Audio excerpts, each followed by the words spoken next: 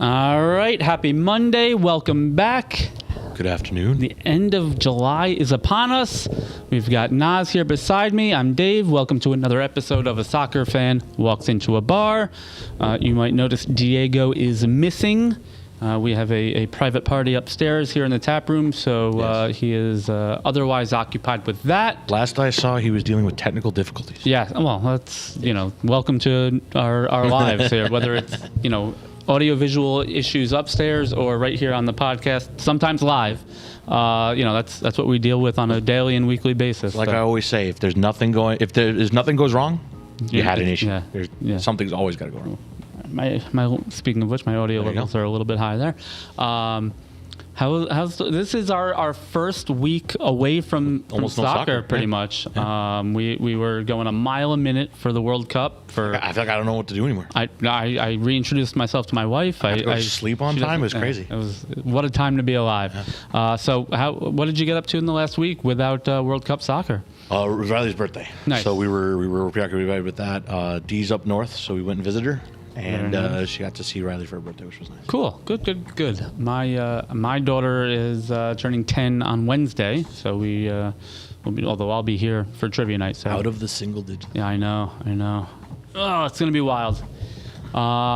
Yeah, that was about it. The MLS is kicked back off again, so it's Yes. nice to see that. Unfortunately, I was unable to attend the NYCFC match on Saturday, but Yep. Diego was there representing CDU Newburgh for us, and it looked like he had a great time. Did Lewandowski play for I Fire, believe or- Lewandowski played one half. I think I saw that. I think he started and came off at halftime. Okay.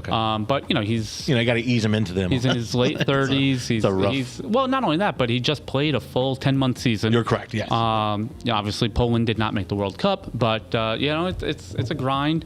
Griezmann, who didn't play in the World Cup, is in Orlando. Yeah, he's in Orlando, lighting the world on fire over there. Obviously, you got Thomas Muller, and Sonny has been lighting it up in LA. Mm-hmm. So we will get to some of that MLS stuff, but. You can tell the World Cup kind of put a fire in Son's. Oh yeah. I mean, they had a terrible go of it, did South Korea. So, let's jump into some of the news stories. We have some coaching changes at the international level. Yes. As is customary. After the World Cup, whether teams do poorly or incredibly well, that is generally the time period that managers step away from the game, whether it's to retire, whether it's to get back into the club game. Whether it's to get into kind of more executive positions, but Germany has let go of Julian Nagelsmann. I did report that, I think actually for once in my my news breaking career, I think about 20 minutes before it actually happened. But Julian Nagelsmann is out, and German legend, Borussia Dortmund legend, Liverpool legend Jurgen Klopp has taken his place. Did you catch his first ever press conference? I did not. No. So it was very interesting. Obviously he's happy to be there, but he essentially said that you, and when I say you, I'm referring to the German people and the German Federation. You guys sought me out. Yeah.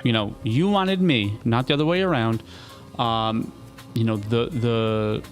seen what you as the press pool have done to the past managers. Mm-hmm. You will not be coming after me. You will not be coming after my family. And if you do, I'll leave. I'm done. So No, I mean, it has to be said. I do like that it's said.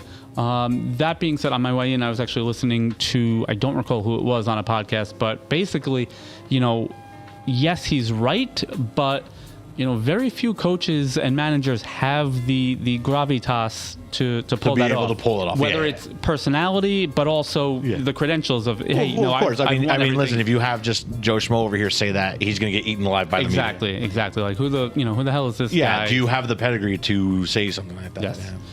Speaking of legends, Zinedine Zidane has taken over for Didier Deschamps at the French national team. This one has essentially been years in the making, but Zizou, the all-time great as a player, he's won. Did he win? Yeah, I'm pretty sure he won a Champions League with Madrid. He won a World Cup and the Euros with France. Yep. He won 3 straight Champions League titles as manager of Real Madrid. Was he a Ballon d'Or in there? Or no? He won twice, I want to Maybe, say. One, at least once, but I believe he Yeah. won it twice. He won it in 98 and then again in the early 2000s. And I his biggest believe. achievement was a red card in a World Cup final for a headbutt. Yeah, against my Italy, and that was the last time they were successful, which we'll be talking about shortly. But let me just check while we're bringing it up. So, yeah, Zizou will be taking over for the French national team. And I want to just quickly run through his honors. I believe he won it. Did he win it twice? No, just in 98. Just in 98. Maybe he won because, as is customary, there's like 17 different awards given out every year. So maybe it was a different award. Don Ballon Award winner, 2001 and 2. Yeah, there's so many of them. Oh, here he's a FIFA World Player of the Year 3 times. Yes. Maybe that's what I was thinking of. So, but he only won the Ballon d'Or in '98, where of course he was a world champion. All right. So speaking of infamous headbutts against Italy, Italy on the heels of missing their 3rd consecutive World Cup. The FIGC, which is the National Federation, is in absolute, utter chaos. I don't even know where they go from here. You got to gut it from the top down. Well, they tried. So on July, I want to say it was July 12th, the FIGC president brought in absolute legend of the game and Italian and AC Milan legend, Paolo Maldini, to take over as technical director, to kind of revamp not just the executive side, but like from the ground up, at the youth levels, what style they're playing, how they're teaching the kids, how they're bringing those kids up into the a lot of times they call them the in Italy the Primavera, which is the younger national teams. He brought in his general right-hand man, Leonardo, who is a former Brazilian player and former teammate of his at AC Milan, to basically, use his Rolodex of bringing in, these guys. His first attempt at hiring a manager was Pep Guardiola, and essentially turned it down. he wanted to take a sabbatical. When someone like Paolo Maldini, shows up on the caller ID, you're taking the call. So they couldn't come to an agreement. Pep Guardiola is obviously as an Arsenal fan, you have your things to say about Man City, but a well-deserved rest. Listen, for Pep Guardiola. I've never had an issue when it comes. It's weird when it comes to teams. I've never had an issue with teams. I've had an issue or coaches, right? Yeah. Or anything like that. It's always the background of the team, the club. It's essentially never really the manager, never really the players, right? Especially when it comes to Man City. Yeah, but you can't hate on that guy. And I don't recall if it was before or after his stint at Bayern Munich, but Pep Guardiola did take a sabbatical in coaching before, so it's not unheard of.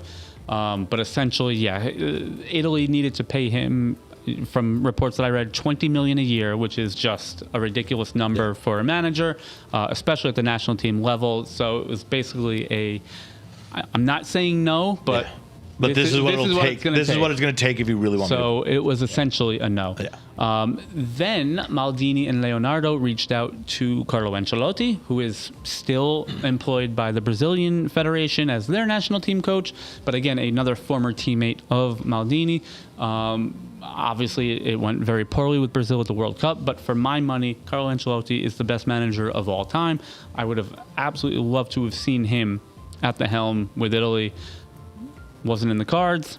Nope. Then they reached out to another former teammate of Paolo Maldini, Andrea Pirlo, who incredible player. He played at Milan, Juve, played at Inter. He played at NYCFC for a little bit late in his career. He managed Juve for a while. I'm not a big fan of Pirlo, the manager. Yes. I don't think it would have been a great fit. And turns out, while he was ready to step up and take that role, many in the federation and a lot of fans were against it, not because of his on-field stuff, but he is apparently a global ambassador for a Russian betting site, and that came to light where, as far as I'm concerned, how do you not know that in advance anyway? If you're, and Maldini, for all we know, did know that and didn't care. So that is now not happening, as I believe Pirlo has removed himself from consideration. Correct. And now, after 13 or 14 days, Maldini and Leonardo have resigned from the Italian FA. Yes. So at once you were going to get everybody. Now you have nobody. Yeah, they say back at square one. I think we're -1. back at square 0 or -1. Yeah. I don't know how the mighty have fallen here. I don't know where we go from here. If you guys all know it, that listen regularly, it. Yeah. Nas, I grew up an Italian soccer fan. I grew up an AC Milan fan. So to see the state of Italian football right now is just, I am beside myself. I mean, if you were to tell me out of any of the nations that this was going to happen to, I think Italy is one of the ones that can come back. Oh, yeah. It's not. Yeah, I mean, again, they still have a strong league. We say that every single World Cup qualification process. Oh, you know what? This time it'll be different. Yeah, they'll be fine when it goes to 64. It'll be fine. Maybe they'll wind up losing in a shootout to another Balkan nation. Yeah. It was North Macedonia. This time around, it was Bosnia and Herzegovina. Yeah. They're just. I don't know where we go from here, but it does need to be blown up and a refresh. Yeah. And I don't know if he's available. I don't know that he's wanted, but a manager that has done it twice at the national team level, Jurgen Klinsmann.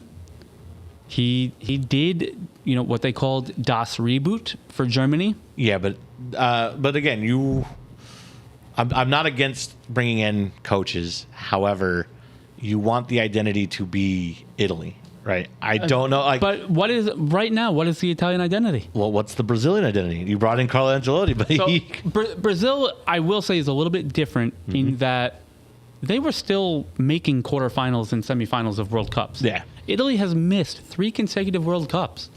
What identity is that? You still have an identity you can go back to. The Italian defense.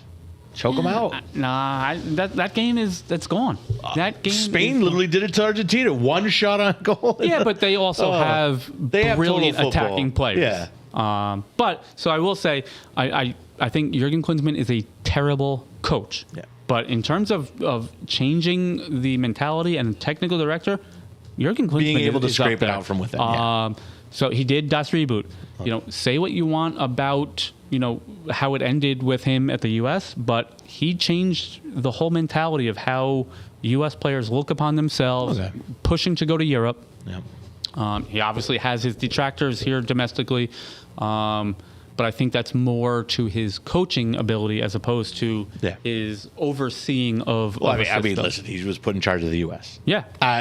If anything is scrutinized more, at least from our eyes here in the U.S., it's the head coach of a U.S. team. Yeah, no, that's a fair shout. I don't even know. I haven't even seen a single Jurgen Klinsmann report or anything like that. You never know. It just literally popped into my head as you'll pull another Ange, right? You're going to say it, and then it's going to happen. I did. That was one of my. You got Ange fired, right? One of my crowning achievements. But yeah, so I don't know where else Italy can go from here. I mean, there is something. Speaking of Ange, we say this about Tottenham. There is something systemically wrong with how they're operating, in my opinion. Well, listen, we'll find out this year if Tottenham's throwing money at it works in any way. I can't believe. Was that $500,000 or $500 million in the last? I cannot believe the money in the last couple of months. And maybe even more so. And again, pulling the Chelsea. I don't begrudge any player for taking the bag and because your career is so short in this game. One big contract and you're set for life with literally generational wealth. But for all these players to sign for a team that almost was relegated, and again, by virtue of that, not even in Europe. We always say, oh yeah, they want to go for Champions League. It's not there. Yeah, for a reminder for the fans, again, this was a team that was in 17th of 20 places. Yeah. 2 years in a row. Yeah, and it came down to the last day. Yes. So yeah, I don't know. I'm sure as the Can't even see the team. You got Landon in front of it. I know. As the season as the off season rather continues, I'm sure we'll have plenty of updates on the absolute dysfunction that is the Italian national team. But as it stands right now, they are a rudderless ship, no direction, no leadership. And you have to wonder if all this is consistently happening, does the president of the federation need to go now as well?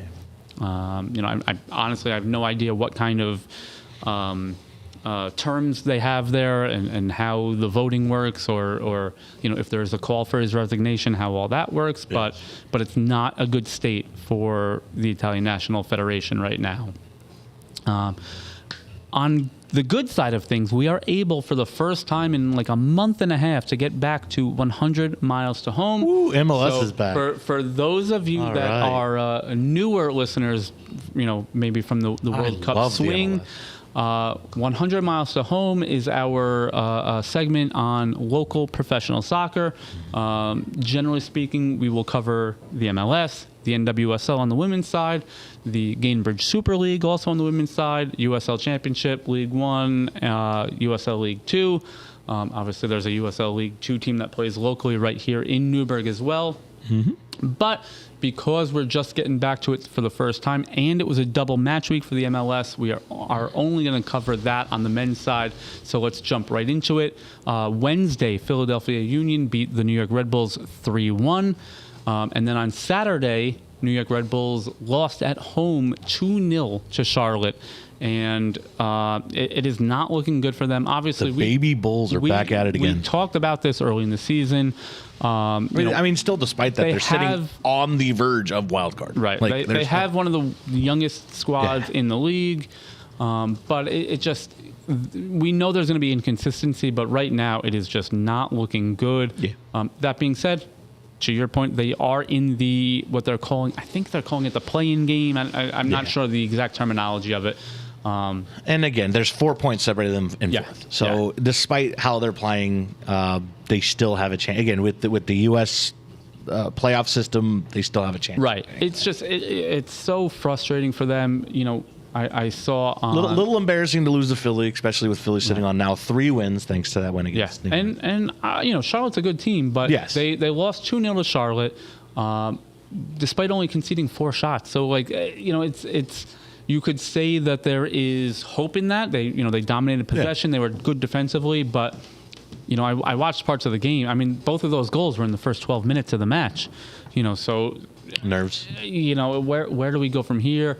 I did see after this match that manager Michael Bradley did go and address the supporter section, which can always be a little bit of a touchy thing with the ultras and the supporters clubs. So that could become a powder keg of emotion, and it could mean a short stint here for Michael Bradley, or this could have been a moment in the season where they look back and say, what, that was the day that as bad as it was, that turned it around. Only time will tell. So. Yeah. On the flip side of things, NYCFC played Wednesday in Columbus, which has been traditionally a pretty tough fixture for them. They got a 2-1 victory away from home. And then at home against the aforementioned Chicago Fire with Robert Lewandowski, a 3-1 victory, 3 first-half goals, including a goal from former Young standout, now just a big hope for them, Malachi Jones. Malachi Jones? Why am I blanking on his last name here? NYCFC, Chicago Fire. Yes. Yeah, Malachi Jones. I don't know. It's one of those things where I haven't seen him playing so long that you forget his last name. Yeah. Malachi Jones famously, I was there for the game against Orlando. I think it was 2 years ago now. Went into a 50-50 challenge on a 1v1 with the goalkeeper. Mm-hmm. Both he and the goalkeeper broke their legs. It was a pretty grim, state of play there. There were 14 added minutes to the first half of that match. I remember it like it was yesterday. So after a couple surgeries, he's now, I think, married, and his partner is expecting a child. That's how long it's been since he has featured, and gotten on the score sheet for the club. But the club overall, NYCFC, is now up to 5th place in the East, right behind actually Chicago. Although Chicago and New England do have the game in hand. So, Well, let's not forget that again. New York City, the FC has made it. They made it to the Eastern Conference Finals. Yep. They have the tools to play. They've again. This is a good start now after the World Cup break to get them remotivated and back into that situation. Again, if you were to tell me out of the two New York teams which one would be like this, I would have chosen NYCFC over Red Bull. Right. Yeah, they have the track record. They have, again, he didn't have a great end to the World Cup, but Matt Friese in goal, is a quality goalkeeper there. You have your player back who got injured last season. He's not back yet. I thought he played the other, didn't he? You are referring to why can't I think of him? The Costa Rican Alonso Martinez. I don't think the one that broke his leg. Knee. Yeah. He tore his ACL. No. Pereira is back, but he that was on the playoff game. That was what. Okay. Yes. He's been back for about a month now. Red Black, welcome back in. Red Black from Dortmund, Germany says, hey, how was the World Cup like in the last couple weeks for you? I hope in your brewery you met a lot of new people, made a lot of friends according to your social media. Pretty good. Really cool to see that. Yes, Red Black, it was an absolutely incredible run for us. Fans from all over. And when I say all over, not just New York and the U.S., we had people from Scotland. We had people from Norway. We had people from England. Off the top of my head, I think that was it in terms of every game we showed, we had nationals. fans come. That was cool. I was on I don't recall the name of the channel, Red Black, but I was on a Swiss national television show that is it's in northern Switzerland, so it's a German-speaking Swiss news channel that talks about U.S. sport and culture, I think. I believe it's SRF, but if it's you could probably see it on my social media as well. Yep. So that was a really cool experience also. And turns out one of the SRF, one of the news team members, his brother is actually an executive for a professional Swiss team. Yeah. So I'm like, oh, how can I where can I put the pieces? How can I put this relationship together? Because I would love to go to Switzerland. But yeah, so back to the MLS. NYCFC really is starting to look good again. But this is kind of what they do. They ebb, they flow, and they hopefully, for their sake and New York's sake, get hot at the right time, which is kind of what they did in 2021 when they won the MLS Cup. They did it again last year and just ran out of a little bit of gas. And let's be honest, injuries, I think, really impacted them without Andres Pereira, without Alonso Martinez. They are, I don't know if, I assume you've seen it, they are rumored to be in for Romelu Lukaku. Yes, you did. So, did we talk about that at all? I can't remember if we talked about it at all last week. Red Black, good to see you again, and make sure we got Dortmund coming up soon. Couple 3 weeks, 4 weeks. So. I think Arsenal plays them in a friendly. Do they? And that's something else we can talk about. So Fandango, I don't know if you saw this at all, Naz, but Fandango, the online movie ticket platform, we're gonna start selling. They have the rights to U.S. Bundesliga games. Okay. So, and it's supposedly all going to be free to broadcast. So I signed up for a Fandango account. I'm still trying to navigate how that all is going to work, but obviously ESPN was one of the OG kind of soccer broadcasting companies. They have, in my opinion, since fallen off pretty hard. So I am glad to see a new network in the mix here. And it was cool. I signed up for Fox One for the World Cup. I ended up canceling it, and they got me for a month and a half. Hey, there you go. So and you know what? I'm sure how many people either forget to cancel or realize, hey, you know what? There's a lot of other good stuff here. Like I said, there was 1 week left in the World Cup, and they hit me for another month. I was like, damn. Hey, you know what? It's all right. It's all good. It's all right. All right. So moving on, let's head over to the NWSL. Portland Thorns hosted Gotham FC, Yes. a 2-2 draw. And we actually, I don't think we've talked about this because it happened during the World Cup. Gotham FC officially will be joining with NYCFC in their new stadium when that opens up in the 27-28 season. Correct. That is going to be in Brooklyn, correct? No, in Queens. Queens, that's what it was, yes. Right next to Citi Field, literally adjacent. So right off the right field foul pole, you have, I believe that's Seaver Way. Yep. Or is that Shea? I can't remember. But literally right across the street is the NYCFC's new stadium, which will be named Etihad Park. Etihad Stadium. I can't remember, but they're a major sponsor. Nobody cares. It's that's all right. it's going to be, by all accounts, not just domestically but globally, one of the great new soccer stadiums in the world. So I'm looking forward to getting out there a lot. But Portland and Gotham played to a 2-2 draw. Maybe more importantly, Emily Sonnet went down early in the game with a non-contact knee injury. No reports back yet, I don't believe. I looked this morning to see if any news had come out. Most people are looking kind of grimly about it.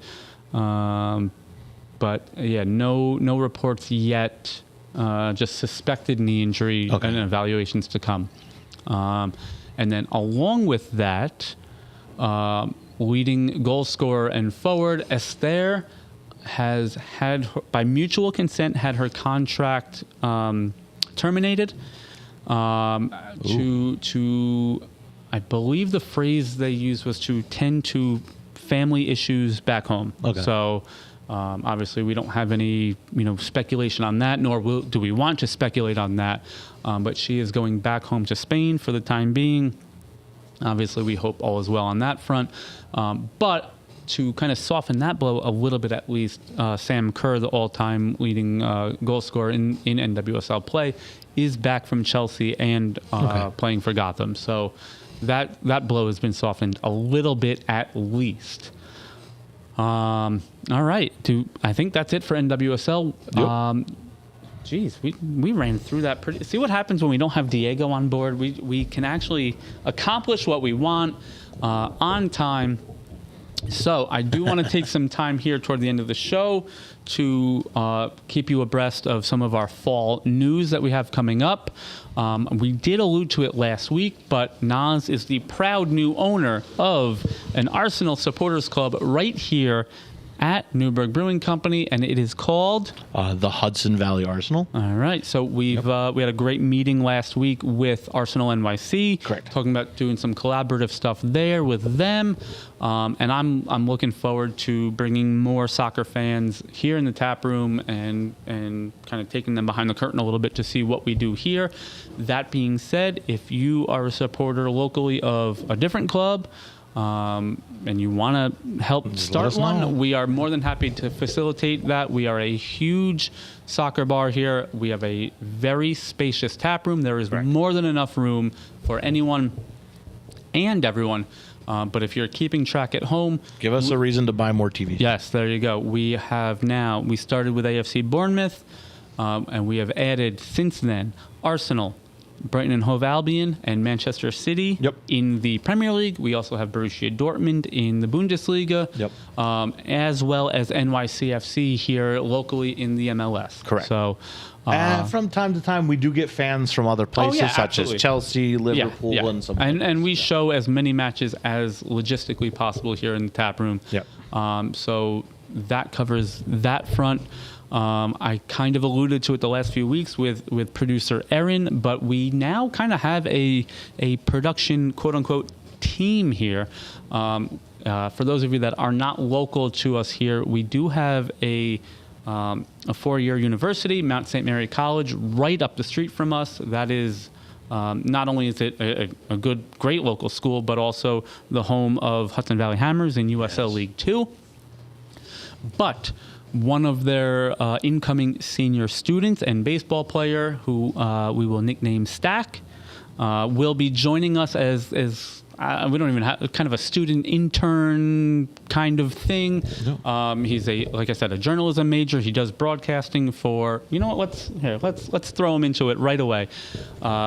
Quick, get the headphones on. No. He is slightly off camera. I don't know if you just saw his elbow there, but Stack, promise I'm here. I promise I'm here. welcome to the show. Yes. And Stack will be helping us with production, and so you are currently on a baseball podcast that you and a couple of your co-hosts run, right? Yeah, so through Roundtable, me and two of my college buddies, we have a show on Roundtable called The West Coast Offense, and through that show, we cover. Roundtable has chat rooms and podcasts for all 30 MLB teams.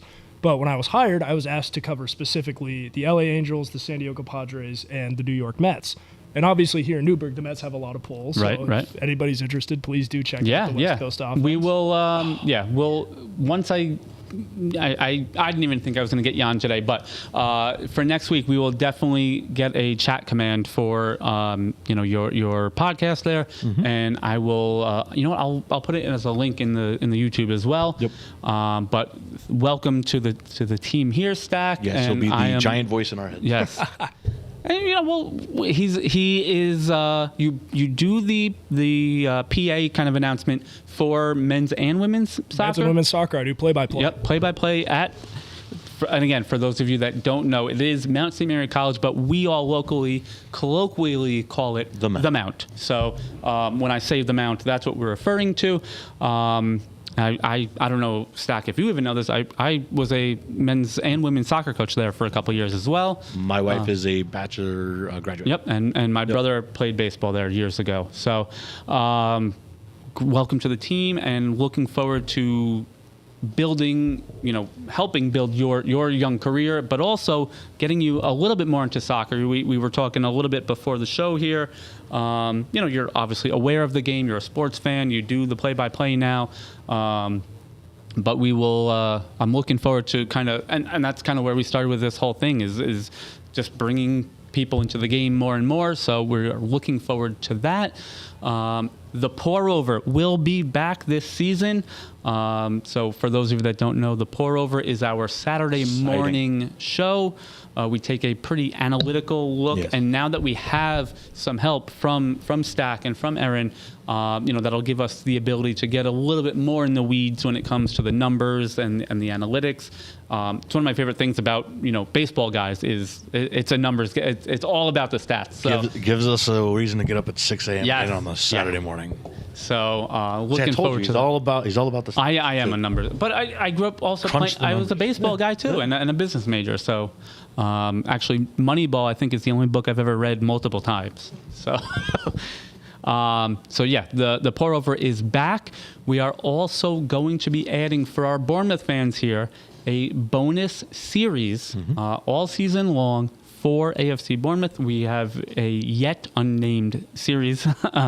With that, we're workshopping that, but we will be going once, maybe potentially twice a week, depending on their schedules. But it'll be kind of a Premier League fan zone type outlook on the show, heavily American point of view, and we'll be bringing on guests weekly from the opposing team as well to kind of talk out, what we expect from the match, what we, injury news, updates like that.